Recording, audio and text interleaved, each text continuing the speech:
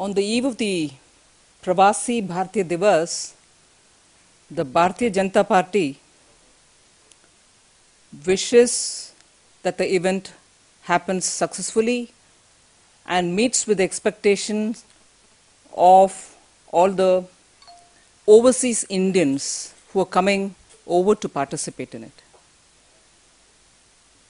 I'll just like to very quickly give a picture of how this Pravasi Bhartiya Divas came to be, because the NDA has a great role to have played in establishing it. In that, this is the 9th Pravasi Bhartiya Divas, as you're all aware of it. And it was in 2003, after the recommendation of a high-level committee which went into the affairs of Indian diaspora, that was chaired by Dr. L.M. Singhvi, and on that recommendation, the Prime Minister then, Shri Atal Bihari Vajpayee, had announced that the 9th of January every year will be observed as the Pravasi Bhartiya Divas, because it marks the day when Mahatma Gandhi came back to India from South Africa in 1915. That has continued, and every year the Pravasi Bhartiya Divas has been held marking the 9th January, but for a couple of days, and this time it is between 7th and the 9th of January. In this connection, in December 2011, the Bhartiya Janata Party's overseas Friends of BJP, which of course here you have the well-known representative Shri Vijay Jolly, had conducted a study in 5 cities of the USA, covering about 2,000 people, on an online survey which looked into how our consular offices and the embassies function in the United States of America. From the findings, it is very clear that there is a need, an urgent need, to review the situation of the Department of Overseas Indian Affairs and also the functioning of the consulates and the embassies. Because citizens abroad and also PIO, people of Indian origin who may be citizens of other countries, have several opinions to give on the functioning of these consular offices. I will just very quickly highlight 3 or 4 issues on which anxiety has been expressed through this study. They find that the offices, the consular offices, are very bureaucratic. They are not friendly to the citizens who are coming and approaching them for visa or for any other services, consular services. Lack of basic amenities in these offices, and above all, the visa services have all been outsourced, and being outsourced, their services are not really up to the quality which they expect. And as a result, there is quite a lot of rancor and a kind of disappointment that the Indian consular offices no longer meet up to the expectations of our citizens who are abroad, or even of the people of Indian origin abroad. So the BJP demands, we'll certainly give a copy of this report, elaborately produced report, in all its details, so that the media can understand the basis on which we are speaking here. But the BJP demands that there be an immediate review of the outsourced visa services in the USA. The outsourced agency, in many an instance, are also dealing with consular activities of other countries.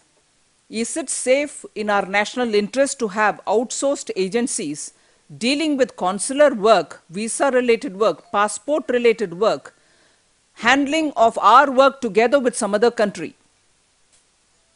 So there are issues of serious concern. We demand that immediately this outsourced service and its lack of professionalism be reviewed by the government. Second, we also wish that in this context, that Government of India review the way in which our embassies and its consular offices are working, because I think today embassies, particularly of an emerging economy like ours, should look futuristic and serve with futuristic ambitions.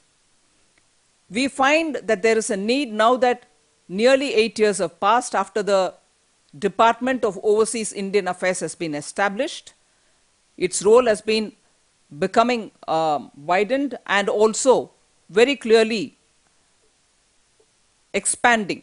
We want this department's activity also to be reviewed by the government, and at least by the next year, hopefully, we will have some kind of a improved service for citizens all over the world rather than just the USA. This study of ours relates only to the USA, but maybe we need to have a complete review of all our consular activities everywhere. The need for us to review is also highlighted by the fact that in the case of Tri-Valley University problem, which the media had also taken up, the BJP had taken it up in a very big way, showed how the embassy was there, but after a lot of time lag. Similarly, on attacks on Indian businessmen in China or on issues related to students in Australia, there has been a clear want of clarity in the way in which the consular offices have dealt with the affairs.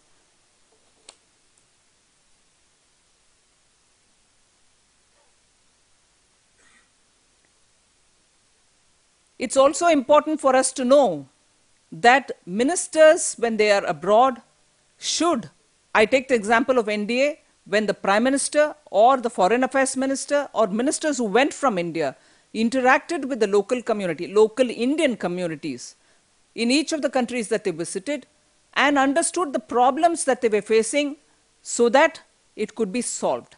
We demand such a kind of an interaction from the current government too, because the Pravasi Indians have quite a lot of concerns which have to be addressed. The BJP proposes that from now till before the next Pravasi Divas, which will be held next year, that we would have studied through various surveys our embassies and consular offices in most countries where Indian diaspora is prevailing. You know, we have done it for the USA, but we will do it for other countries too. And we'll come up with a complete comprehensive report on the functioning of the embassies and the consular offices before the next Pravasi Divas. This time we've come up with a report just based on the survey which happened in the USA, but we will do it based on other countries too before the next. But we demand from our side that the Government of India immediately review the outsourced visa activities in the USA for the lack of professionalism and absolute absence of care for the Indian citizens. The functioning of the department itself will have to be reviewed, and the Indian embassy should now approach embassies' activities not so much with the socialistic baggage of, yeah, our presence is marked with the embassy, we just do basic diplomatic functions. We have to have a very proactive and futuristic approach for helping Indian citizens abroad. That was the issue on which we wanted to address the press. If there's anything more you wanted to ask me, welcome. Nirmala ji, जो इस विषय पे नहीं पूछ रहे, दूसरा जो बाबू सिंह कुशवाहा का मुद्दा चल रहा है, उस पर मेनका वाली ने आज कहा कि पूरी जो उत्तर प्रदेश की इकाई है वो इस फैसले के खिलाफ है, जो कि आदित्यनाथ करे अपना आपत्ति जाता है इस पर आदित्यनाथ। तो क्या बीजेपी अपने फैसले पर दोबारा विचार करेगी? You asked me a question on which I'll first give an English answer.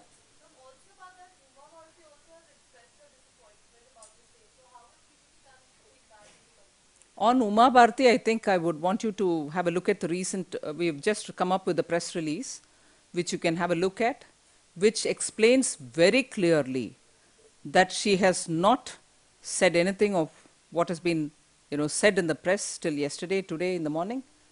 She has in fact called it baseless, and that she will indeed be campaigning for the BJP, addressing rallies as decided earlier. So from 9th January. There's no change in her program. It stands as before. She will still be campaigning. As regards your question, Akhileshji, Mr. Kushwaha represents a very backward class community, and he has come into the party. The party has received him, but joining the party is no immunity for anything on which the course of law will take its full course. The BJP is not suggesting that if there are anything in particular as regards corruption charges or anything, that we are standing to give him a cover. Legal process will take its due course, and the BJP is not trying to protect the corrupt. But it also has to be put on record that the most backward and backward classes are today looking up to the BJP, because it's the BJP which is taking their fight forward, particularly in Uttar Pradesh, where the BSP, the SP, and the Congress very clearly are not serving the backward classes. The OBCs have been very upset with them, and today they are looking towards the BJP to take up their cause and fight and move forward. As a result, in fact, let me remind you, in Bundelkhand, where Sri Nitin Gadkari went for 2 rallies, nearly 10,000 people from the OBCs have joined the BJP. So, very clearly in Uttar Pradesh, being upset by the appeasement policy, the minority appeasement policy of SP, BSP, and the Congress, the OBCs feel that their benefits are being denied, taken away from them, in order to appease the minorities. And as a result, today, the OBCs are coming towards the BJP because we are very clear on our fight for the OBCs. And therefore, here, if Mr. Kushwaha or many others from the OBC are coming over to the BJP, we'll certainly receive them. But that does not mean that we are protecting them in anything against corruption. We are not protecting them in their misdeeds, if any. And if the law finds it, we'll certainly take any action at that time. But for the moment, we are looking at not protecting the corrupt, but we are looking at serving the backward classes who have been completely let down by the SP, BSP, and the Congress. And in Uttar Pradesh particularly, the BJP has now come to be identified with the political party which takes this cause seriously. And therefore, you find a lot more of OBC leaders coming to BJP, and therefore, it is in this context that I wish you look at this whole process.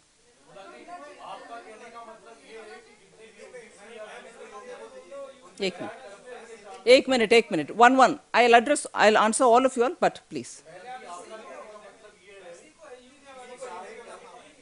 I'm not able to hear anyone. Will you please do one by one, please? One by one. I'll finish it all off and I'll give it to you in Hindi subsequently.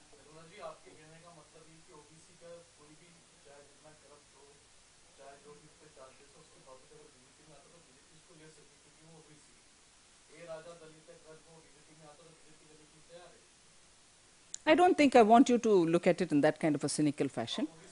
OBC, I'm only telling you that there is a pattern to the way in which OBCs have been denied in Uttar Pradesh. Now, this is one example. It doesn't mean that we can come up with a reverse logic and say, would you do this?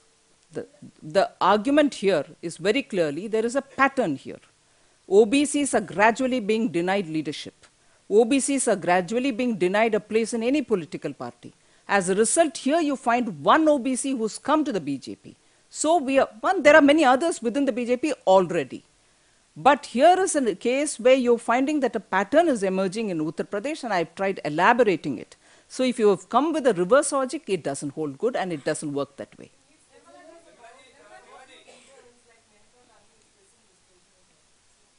As regards Uma Bharti, I've already answered. Yes, but yes, I'm coming.